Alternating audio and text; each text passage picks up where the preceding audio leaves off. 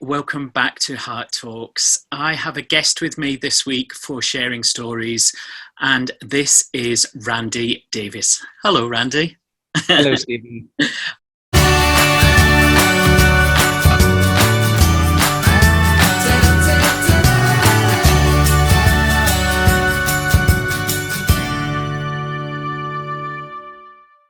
So Randy is not here. He is in Ontario, Canada. That's right, isn't it, Randy? That is correct. I definitely would love to come there one day. It looks like a beautiful place. Let me know. I'll pick you up at the airport. That's good.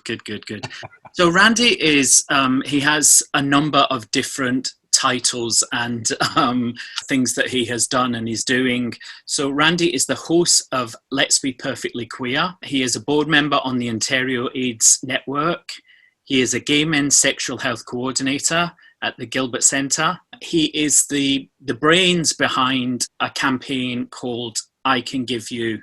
And that's only one of the campaigns that I'm mentioning. I know Randy's done a couple that I've been involved in as well. So Randy, welcome to Hart Talks. It's lovely to have you on at last. Yes, thank you, Stephen. I know we've talked about doing this for a while, so I'm glad we're finally able to connect. It's good. So Randy, as usual on this this section of the show, I always ask you some questions about you, about your journey, about your story. Something I didn't mention is he has a title of the Accidental HIV Activist. Randy, I suppose I should start off by saying, how did that happen? Gosh, by accident, quite literally. It came about simply because I wanted to be able to differentiate between social media profiles that were me, my own personal profile, as well the activist and advocacy work that I wanted to do around folks living with HIV. And because I really did sort of stumble into the work I'm doing, if you had told me even 4 years ago that this is what I would be doing and how my days would be spent, I would have said, you're nuts. The idea of publicly disclosing my status and sharing my story as widely as I have was not even on my radar 4 years ago. So it is something that I just really did feel I accidentally fell into, but it's one of those things that it's a passion for me.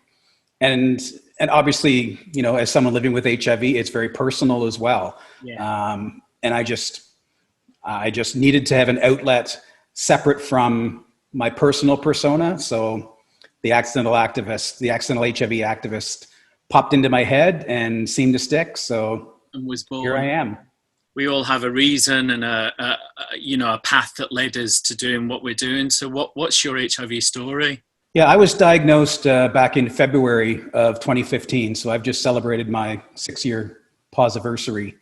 And at the time I was living alone. I was single, just started to not feel well. And I have been prone to pneumonias and other illnesses in the past. And quite frankly, I just thought it was another bout of pneumonia rearing its ugly head. Because let's face it, those are, when you're seroconverting, that's exactly what it feels like, only 10 times worse. So I went to my doctor. They thought it was the same thing, just, the pneumonia, and gave me antibiotics and sent me on my way. And that wasn't working. And I don't know what it was. Something in the back of my head told me that it wasn't pneumonia. There was something more to this. So I decided to move up my regularly scheduled trip to the clinic as a single gay man living I was living in Ottawa, Ontario at the time, so the capital of Canada. And being somewhat responsible, I was getting tested on a fairly regular basis, but decided I would move up my regularly scheduled test and went in it was a Thursday night. It was lousy weather out. Did the point of care test and got a positive result. And you literally could have hit me with a truck. And the public health nurse looked at me and said, you weren't expecting that, were you? And I said, no. And naively, I'm like, are there actually folks who do expect that? And she said, you'd be surprised. Yeah. But then she asked me, how are you? Are you okay? I lied and said I was. And I left the clinic to head back home, which would have normally been a 10-minute walk to my apartment where I was living at the time. It was over an hour before I did get back home. And that's because I decided to take a different route than I would normally take. I took the busier streets where the buses roll down. I took streets that would take me on overpasses over the freeway, and because I had all these thoughts of, my life is over. Yeah. And this is 2015, where I logically knew that I was going to be fine. I knew and had acquaintances. I wouldn't say I had any friends that I was aware of living with HIV, but I certainly knew enough folks living with HIV that, again, logically, I knew I'd be fine. But that's something that I still hear today. In the work that I do now, I deal with a lot of folks who are newly diagnosed and people, not only locally, but because of the social media presence that I have, I get reached out to from folks right across the globe who are newly diagnosed. And it is really one very common thread, even today, that I hear is people think their life is over and that no one's ever going to love them again. Yeah. And that's exactly how I felt. Yeah. But fortunately, by the time I actually got back home and opened the door of my apartment and saw the photos of my daughters hanging off my walls, and the reality of, okay, get your shit together, if I'm allowed to swear.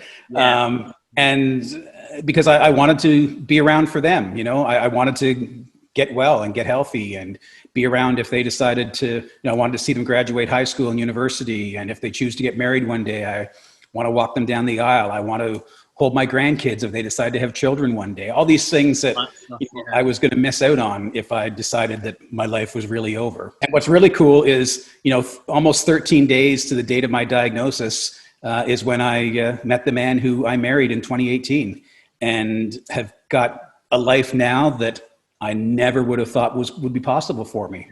So you just don't know. Just don't know, do you? No, it's funny though, Randy. I think I've spoken to a lot of people, obviously like yourself, who have been diagnosed at different times throughout the last 40 years, and whenever I was diagnosed in 2006, and I had exactly the same thoughts as you did, my life was over, I would never have a relationship, I would never do this or that. And I think that it doesn't matter what year you're diagnosed. I think that that's the automatic initial thoughts, isn't it?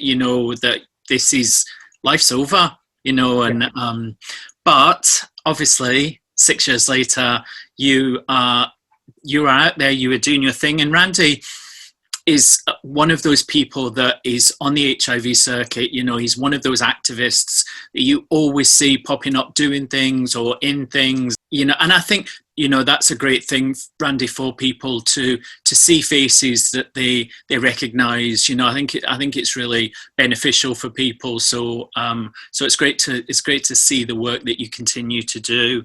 I appreciate that, Randy. Differences. What I'm not 100% sure, so you'll need to tell us all here in the UK. We have a National Health Service, which is a service that cares for us, whether you're insured or not. So I think you've got something similar in Canada. Am I right? Am I wrong? Our healthcare system, well, a lot of folks around the world think we have this amazing universal healthcare, and we do to a certain extent. Mm-hmm. But our healthcare it's handled provincially. So each of the provinces has their own health ministry that provides care for folks in one way or another. For example, in British Columbia, on the west coast of our country, HIV meds are provided through the provincial health plan. That's not the case here in Ontario, where I live, and in other provinces. So I get folks who move here from BC thinking that their meds are still going to be free, and they've got all this red tape and everything else to go through to still acquire the medication that they need to stay healthy. And a lot of these provincial programs, there's certain qualifications. For example, I don't qualify for any provincially funded, so I pay for my meds. And I say that I pay for my meds through the health insurance that I have through my employer and my husband's employer. But even that, my health insurance through work has a cap of $3,000 a year for prescription meds. Fortunately, my husband's has no cap, but once I hit that 3,000, which is, for me in the first quarter of the year, it's done. Yeah. My meds are roughly $1,200 a month. Then it drops down to me having to pay that 80% or that 20% difference that my husband's insurance won't cover for the balance of the year. So it's still a significant financial output. Again, for those who don't have the same privilege that I have. There are government programs in place that you can apply for. Here in Ontario, there's something called Trillium, for example, that you can, depending on your income, apply for, and your meds will be covered completely.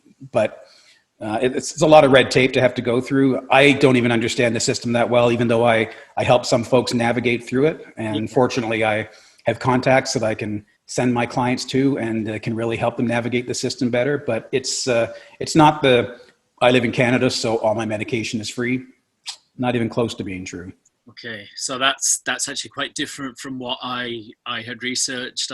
But again, I suppose it is because of whereabouts in Canada you live that I was obviously looking for an area that had a better system. So going back, Randy, to us talking about when we were first diagnosed and what we felt, and as that feeling that it was the end of the world. It's a Sin, which for anybody that doesn't know is the drama that was done here in the UK on Channel 4. It's a Russell T Davies drama, and I've been going on about it since it came out. So, but Randy, I know you've got it over there in Canada now. Has that caused people to talk more or to be more open, or has there been an effect from It's a Sin? Sadly, not to the extent that you folks are seeing in the UK, and I think that's primarily because it's only available on a subscription service here, whereas in the UK it's on public television, right? I would so have loved for that to have been the case when it was brought into Canada, but unless you have a subscription service, you can't see It's a Sin, which is really heartbreaking, because I think it really it certainly has sparked conversation amongst those who have the ability to see it and actually watch it. I think for the most part, it's been positive responses. I've certainly read some reviews that are pretty negative around It's a Sin. Yeah. But I think the big thing is it's an opportunity to start a conversation of what HIV looks like today in comparison to what we see in It's a Sin. And I know I've read a few articles where Russell T Davies had actually intended this to be a 6 or an 8 episode series. And one of those final episodes was going to be present day, sort of looking back and sort of wrapping it all in a nice bow. So it's unfortunate that hasn't happened. And I still would love to see, perhaps, I know one of the reasons I love UK television. I love, the Christmas and Boxing Day episodes of some of my favorite programs. And if they could do a special Christmas episode, maybe of It's a Sin, and make that, in today's world and sort of looking back and reminiscing, I think that would be brilliant. But I don't know. I've read some things that Russell T Davies has pretty much said, we're moving on to other things now. And as you say, it's really opened the door. I think we haven't had anything here in the UK since the 80s, since those reports and those, we had an advert here that was renowned, it had a tombstone on it, and yes. And I'm sure you've seen it. So so there's been nothing since that. So although this was set in 80 from 80 to 85, and we are in a completely different world now as far as HIV is concerned, it has opened the door. And I think there's a lot of people that needed to talk about it, Randy, that needed to talk about HIV, that needed to re-educate themselves on what HIV is. So yeah, that's actually really sad that it's not been on a channel where you are, that everybody can access. Hopefully in some way, somewhere that'll change, and that they will put it on one eventually. Funny, I was just speaking to some friends of mine last night who haven't had a chance to see it yet, and we're organizing a Zoom watch party, because I have access to it, that I will just share my screen, and these folks who don't have access and aren't able to can see it. Normally, in a situation like that, I'd just invite everyone over to my home and watch it with me, but that can't happen in the days of COVID. So once again, we will be virtually sharing the experience, but at least more folks will get a chance to see it. So talking about sharing experiences, Randy, let's be perfectly queer. Can you tell us about that? I've just been watching a couple of the videos just in the last couple of days. So could you tell us what it is and what the idea behind it is? Yeah, it's a local program that is originally broadcast on our local cable network, just a small cable network. It's Rogers Cable, but it's the local affiliate here in Barrie. I was asked to take over the show that my executive director at the Gilbert Center, where I work, was doing a show, and he was getting to the point where I think he'd been doing it for almost 10 years and decided that he was ready to step down. But he wanted to ensure that there was still LGBTQ focused programming available. And so I was asked if I'd be interested in taking over the time slot. So I said, yeah, sure. And I, batted around a few ideas, came up with the Let's Be Perfectly Queer. They had to tag my name on the end of it, Let's Be Perfectly Queer with Randy Davis, because there was already a Let's Be Perfectly Queer somewhere out there in the world. A half-hour show, and it's an opportunity for guests to come on to talk about anything within the 2S LGBTQ community, not only locally, but it's expanded even beyond that thanks to COVID, because we've had to switch to in-person taping to doing Zoom, which has allowed me to reach out to folks outside of my small geographic area and have guests from really all over the world. I mean, Bruce Richmond was a guest. Like Bruce has been on a few times now. Mark S. King I had on, a few other folks. So it's just a fun way to be able to really talk about queer subject matter and allow a platform for individuals that wouldn't normally have a platform themselves. I absolutely recognize the privilege that I sit in, and I don't want to waste it just on my soapbox. So I offer up the show to others. I just had an amazing trans advocate and activist do a couple of shows as my guest host.